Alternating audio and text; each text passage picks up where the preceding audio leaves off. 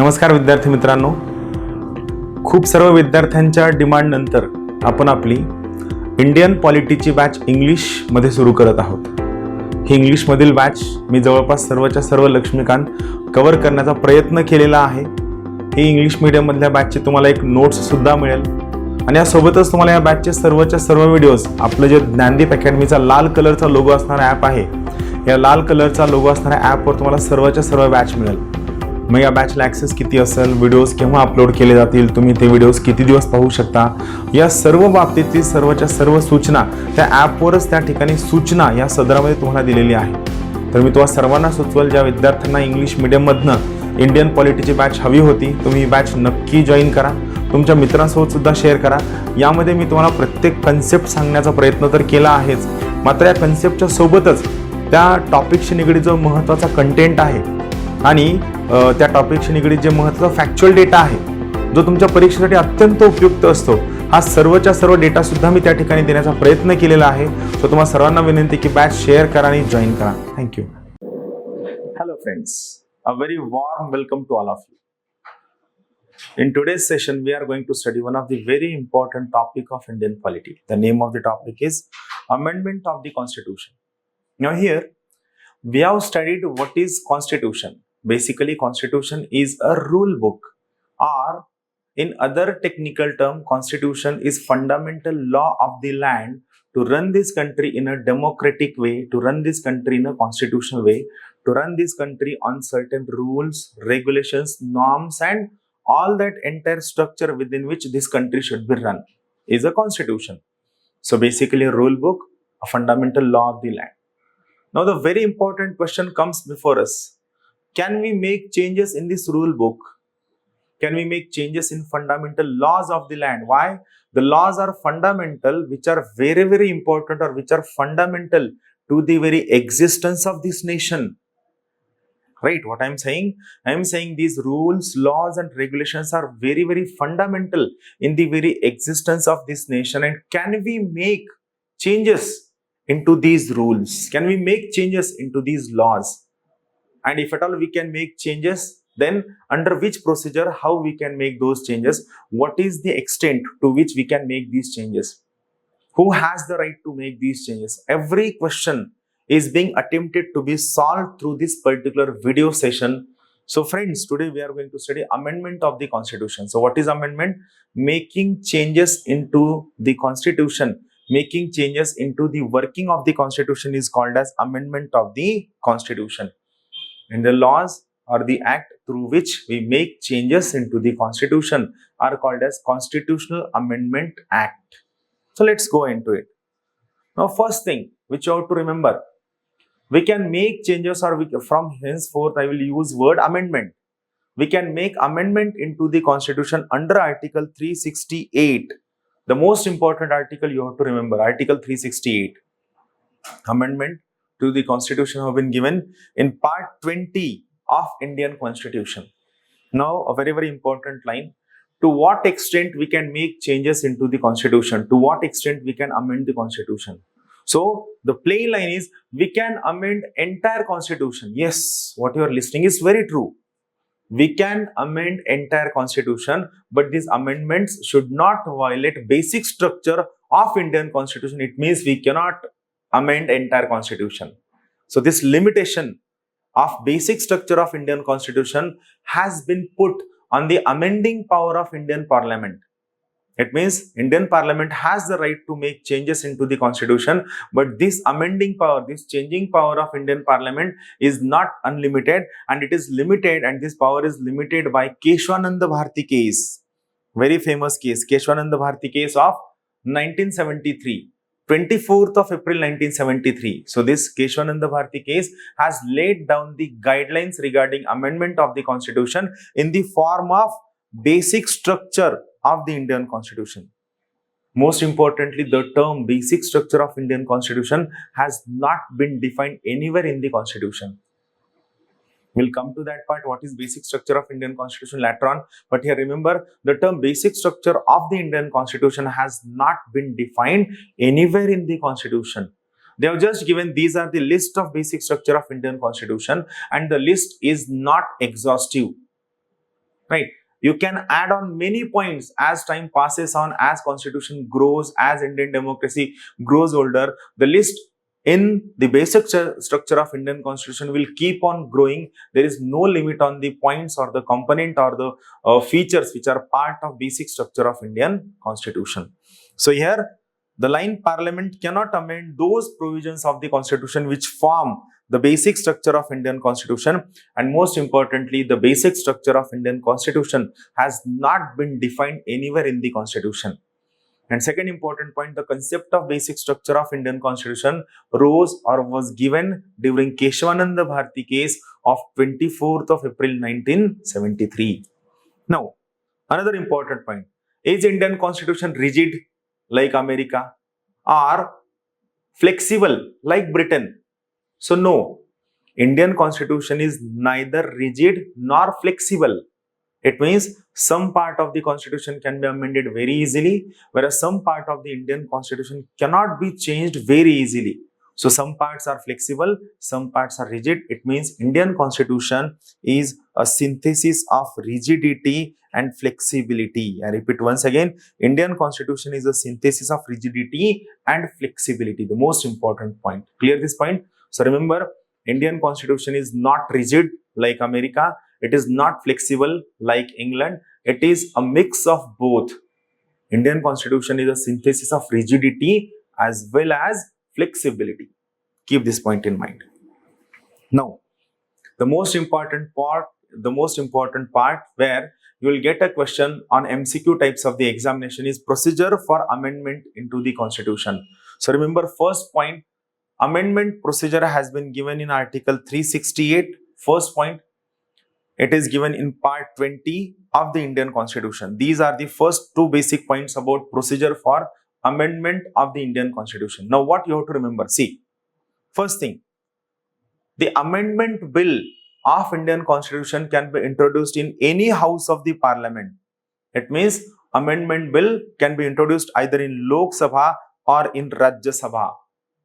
But most importantly, constitutional amendment bill cannot be introduced in state legislature, right? It means state legislatures do not have right to amend the Indian constitution. So this is the third and the most important basic point you have to remember. Constitutional amendment bills cannot be introduced in the state legislature. Now, second point, the constitutional amendment bill can be introduced by either a minister or a private member. I explained you who are private member. The members of parliament who are not ministers, whether they belong to ruling political party or opposition political party or any other political party, the members of parliament who are not ministers are called as private member, and constitutional amendment bill can be introduced by either a minister or private member. As such, there is no limitation. Then, constitutional amendment bill does not require prior permission of president before introduction in the house. It does not require prior permission. Then this amendment goes to next point. See, about constitutional amendment bill, each house, that is Lok Sabha and Rajya Sabha, must pass the bill separately. There is no provision for joint setting. This is very important point. There is no provision for joint setting in case of constitutional amendment bill. Very important bit you have to keep in mind. You cannot call upon the joint setting for passing constitutional amendment bill. President cannot withhold his assent and he cannot return the bill back for reconsideration. President must have to give his assent to the bill, and this provision is added by 24th Amendment Act 1971. This was written in last page. See, this was written over here. It is part of fifth point, that is president cannot withhold his assent or president cannot send the amendment bill back for reconsideration whenever a bill duly passed by Lok Sabha and Rajya Sabha. Whenever a constitutional amendment bill completely passed by Lok Sabha and Rajya Sabha comes for the signature of president, president has to give his assent under 24th Amendment Act 1971 brought by Indira Gandhi government. Then president cannot use pocket veto, he cannot use suspensive veto. These two things you have to keep in mind. President cannot use pocket veto or cannot use suspensive veto for constitutional amendment bill. Again, it is based on 24th Constitutional Amendment Act of 1971, the very important amendment brought by Indira Gandhi. Then, what are the types of amendment? Basically, as per Article 368, Constitution can be amended in three ways. First, it is by simple majority of the Parliament. Constitution can be amended by simple majority of the Parliament. Now see, simple majority is very easy thing. If you get a permission of just 28 members of Parliament, that can be called as a simple majority. Why? What is meaning of simple majority? It means more than half of the members present and voting. Clear? What is simple majority? It is more than half of the members present and voting. Just we'll try to understand what this point wants to say. See, I will just explain you simple majority. I explained you earlier, but here we'll again go for the simple majority. To understand simple majority, first we should know what is the meaning of quorum, right? What is quorum? The minimum number of members of house who should be present in the house to give legality to proceedings of the house. It means what is the minimum strength of Lok Sabha members or the minimum strength of Rajya Sabha members present in the Lok Sabha or Rajya Sabha to give legality to proceedings of the house is called as quorum. In case of Indian Parliament, quorum is 1/10 of the total strength of the house. For example, the strength of Lok Sabha right now is 550. Why 550? Because we abolished the reservation of nomination given to Anglo-Indian members. And the strength of Rajya Sabha is 252. Then what is the quorum in case of Lok Sabha? 55 members is the quorum of Lok Sabha and 25 members is the quorum of Rajya Sabha. It means on a particular day, if 55 members of Lok Sabha are present in Lok Sabha, then the proceedings of the Lok Sabha will have legal validity. Then what is definition of simple majority? It is more than half of the members present and voting. Let us say on that D-Day, 55 members came. So 55 members are present. And all these 55 members voted for the bill. So they were present and voting. Then what will be more than half of 55 present and voting? Half will be 27 and half, right? So 27 and half will be half. So what is more than half? It will be 28. So 28 members will form simple majority. It means just imagine certain provisions of the constitution can be changed with simple majority of parliament. It means certain provisions can be changed by the assent or the permission of just 28 members of Lok Sabha and 13 members of Rajya Sabha. So this is very flexible thing. That's why it is said, now see, Article 368 says certain provisions in the constitution can be amended by simple majority of the parliament. But whatever changes or amendment that we are going to make through simple majority of parliament should not be, this line is important, should not be considered as amendment under Article 368 because through simple majority, we make only cosmetic changes and we do not make fundamental changes. What we make? We make only cosmetic changes. We make only superficial changes. We do not make fundamental changes. This is important. We make only cosmetic changes and we do not make fundamental changes. This is the important point you have to remember. Right? Now, I will just repeat the entire thing once again. Now, see, listen. First thing, we can make change into the constitution. First type is simple majority of parliament. But what Article 368 itself says? It says that those changes made in the constitution by simple majority of parliament should not be considered amendment under Article 368 as we make cosmetic changes under Article 368 and we do not make fundamental changes under simple majority. So this is line they want to say. Now here you could definitely get a question. Which provisions of the constitution can be changed with simple majority? I don't want you to remember every point, but I want at least you should know which points can be changed with simple majority. So first, it's about names of the states, boundaries and alteration in areas of the state. Do you remember it comes under which article? It comes under Article 3 of the Indian Constitution. Then creation or abolition of legislative council. Then it's about second schedule. What comes under second schedule? Emolument and allowances are very important persons is given under second schedule. Then quorum of the parliament, privileges of parliament members, rules of procedures in parliament, use of English language in the house, use of official language in the house, citizenship, election to parliament and state legislature, delimitation commission, fifth schedule, sixth schedule, union territories, giving more jurisdiction of Supreme Court or increasing or extending the jurisdiction of Supreme Court, number of queen judges in the Supreme Court. So all these are changed with simple majority of the parliament. So clear? This is the first method or first type to make changes into the Indian constitution by simple majority.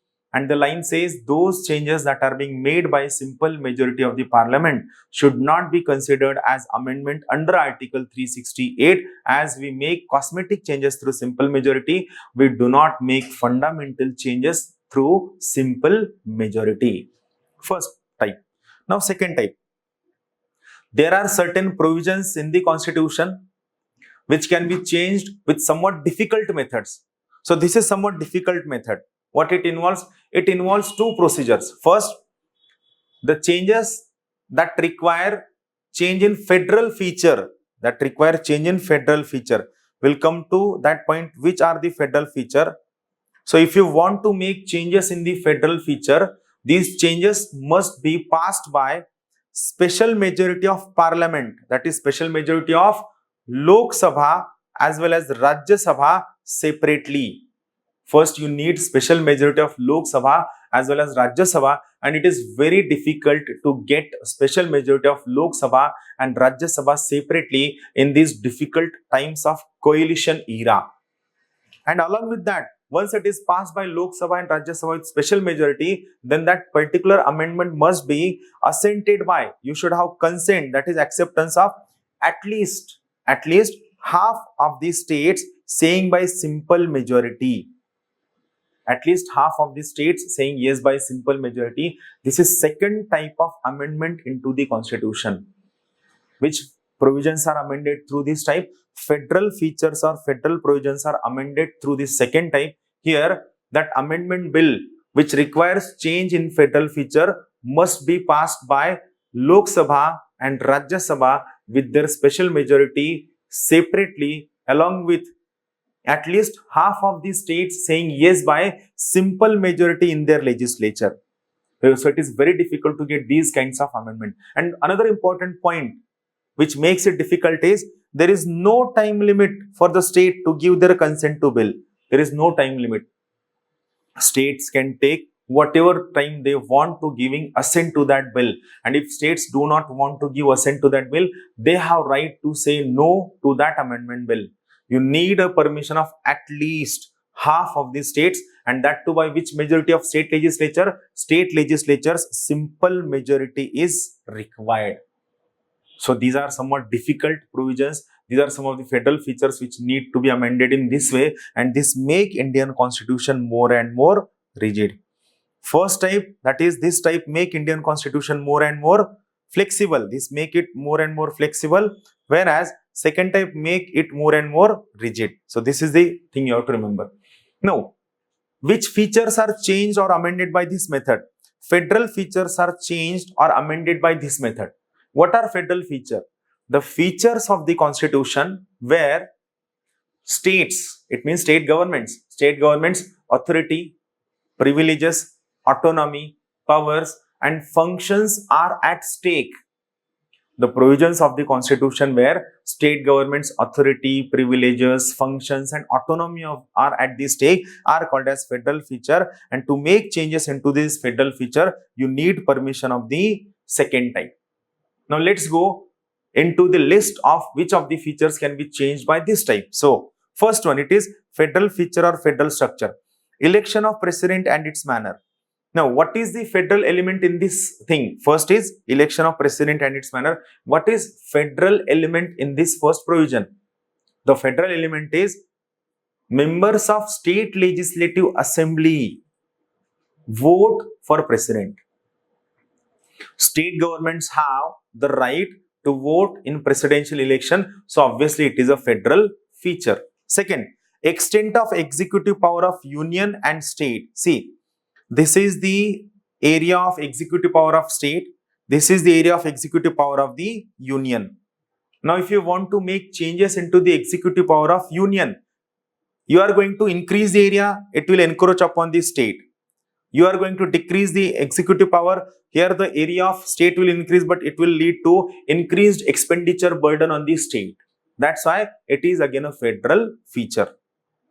Third, Supreme Court and High Court. Yes, it is a federal feature. Why it is a federal feature? Because we have integrated judiciary. It means we have common Supreme Court for both center and state, or in another language, we have common Supreme Court for central law as well as state law. So it is but obvious a federal feature. Distribution of legislative power between union and state, that is law-making power. Representation of states in the parliament is also a federal feature.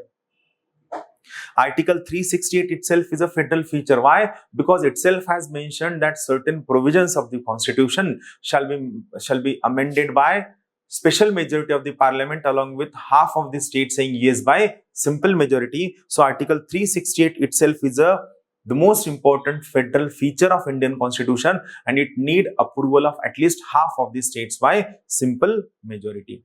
And last one, any of the list mentioned in the 7th schedule will be amended by this method. Clear? So this is very interesting. So do you get the point? Certain provisions of the constitution which are federal in nature can be amended by special majority of Lok Sabha, special majority of Rajya Sabha separately, along with at least half of the states saying yes by simple majority is a second method. Now, coming to third type. There are certain provisions in the Indian constitution which can be changed by just special majority of the parliament. There are certain provisions which can be changed by just special majority of the parliament. What it involves? It involves fundamental rights. It involves DPSP, and its scope is unlimited. Why? Because this third point, what it says, it involves all those provisions which are not covered by first and second categories. It means this is the third method. We have seen first method, simple majority. We have seen second method, like special majority plus state's permission. And this is third method. So third method covers all those provisions of the constitution which are not covered under first category and second category, which are not covered under first category and second category. So A, B and C. Clear? So these are the three methods of amending Indian constitution. So this is the basic part which you have to keep in mind. In next session, we are going to study one of the very interesting topic of Indian constitution, that is amendability of fundamental right. Till then, keep watching, have a good day and keep sharing with your friends. Thank you.